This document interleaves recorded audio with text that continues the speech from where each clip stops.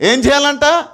యేసుక్రీస్తు యొక్క శరీరములో పాలి భాగస్థులు కావాలి.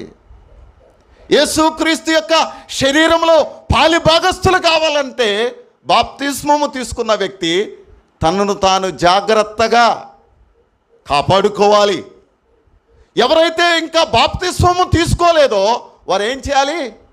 నేను బాప్తిస్మం తీసుకోవాలనేటువంటి ఆలోచన వారిలోనికి రావాలి. ఎందుకనంటే ఈ లోకంలో మనం జీవిస్తున్న ఈ జీవిత కాలంలో మనకు ఒక నిరీక్షణ ఉన్నది. ఏంటనంటే యేసుక్రీస్తు ప్రభువు వారు రెండవ రాకడలో ఆయన రాబోతున్నాడు. దేవునికి స్తోత్రం. హల్లెలూయా, హల్లెలూయా.